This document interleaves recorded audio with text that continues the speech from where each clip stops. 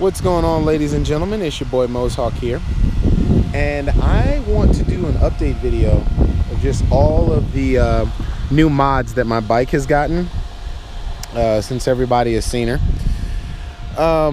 So let's start first of all with my cell phone mount.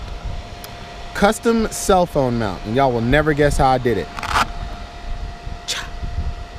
Velcro. Now just drop it on, and trust me, that stays in there a lot better than people would think it does. Secondly, I had those Chinese levers, but as we all know, Chinese stuff, it's not that dependable, and after a while it'll start getting I guess wobbly or whatever the fuck. So I actually took back the stock levers and I just clipped them to where I wanted them. Did that on the gas side, did that on the brake side. So there's that. Also, I don't know if you guys have noticed, I went back to just the bar and mirrors, but I only have one bar and mirror now because the other one broke. And to be quite honest with you guys, I don't really use my mirrors that much. I'll use them to see generally what's behind me, but I am a turn my head 100% guy, just because I don't really want to trust a little piece of silver to my life, man. I like to turn around. I like to actually see what I'm going into. Just my 2 cents. I have got the Hot Bodies tall windscreen. That actually just got installed last night, along with the LSL frame sliders.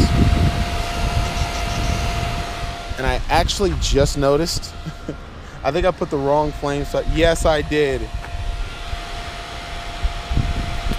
I did.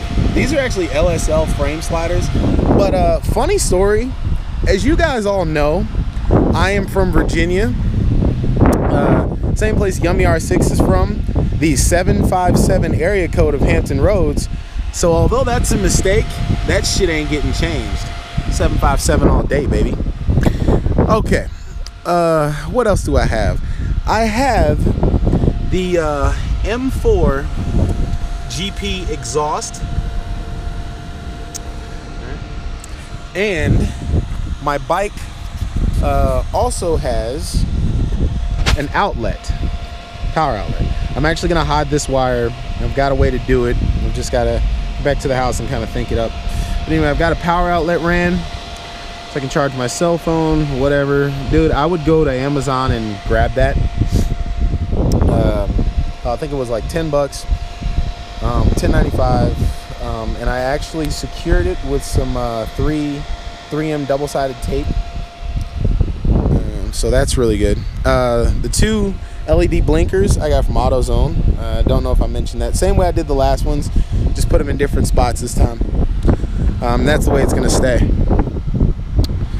Let's see, what else do I have? Oh, well, you know, probably the most important mod that I have done to Zenaya thus far is one that you can't see. So now Zenaya is flashed and tuned. I guess if I open up the seat, you can see the harness plug where they flash the ECU. But I got Zenaya's ECU flash and dyno tune done here in Denver, Colorado, at Quick Cycles, a place called Quick Cycles, owned by a guy named Mike. If you are in the Denver, Colorado area and you need your stuff flashed and tuned, Mike is the man to go to. He builds bikes for the Colorado Mile. I have friends in the MRA that are sponsored by him that you know, he tunes their stuff, he flashes it, and you know, those friends, as friends, they'll tell me he's the man to go to. And you know, just as a customer, I can say he is the guy to go to. I got Zenaya back. I actually, he gave me the dyno chart. I wish I could find it. If I can, I'll get a picture of it. He gave me the dyno chart. And when I first bought my bike into it, to him. I think it was at like 164 horsepower, and it just had the M4 slip-on on it, and he actually got it up to 179.09 horsepower. And that is that's a nice power increase, guys. It really is. Let me tell you, when I first got back on Zanaya, first night after I got her back from Mike over there at Quick Cycles, I was afraid. Like, and I've never been afraid of my motorcycle. Even the times where I've rode the shit out of my bike, I've never been afraid of it. But the power delivery, I got more down low power out of my bike now.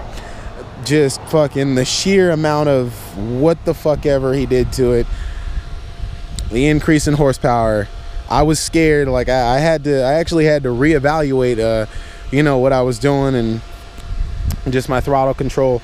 I always like to pride myself on being very smooth on my throttle. You know, when I wheelie, I want to wheelie, but as soon as I got my bike back, I was just riding it the same way, and my front wheel was coming up. I had to kind of reevaluate my life.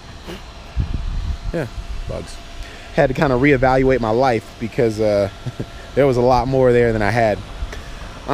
Also, I don't know if you guys have noticed, my bike has been debadged. It has been completely debadged. Took my Kawasaki badge off. Took all my Kawasaki badges off. The only ones I'm keeping up here are the Ninja badges for now, because as far as I know, these are clear coated over. My buddy has a 636, and he actually, when he debadged his bike, he peeled these off too. And the tank, for whatever reason, I guess Kawasaki clear coated it, so there's a big ass, just splotchy looking area. Oh, and just the update on the helmet. What I finally decided to do was right here. This is not a new Mohawk. This is my old Mohawk. I split it into two, and I threw it on the helmet. I wanted to preserve this beautiful HJC design because I thought it was really cool. So kept that up there.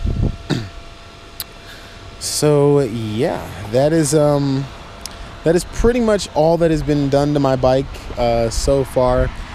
I now understand how people buy these things and they just spend so much money in mods and such. And yeah, it's actually very apparent now. Okay, guys, well, if you are not riding, start riding, and if you are riding, keep riding, and if you've got enough money, start modding your bike. If you're poor, I don't suggest you start this shit, because this is a lot of fucking money, too much money. Can't believe I spent this all.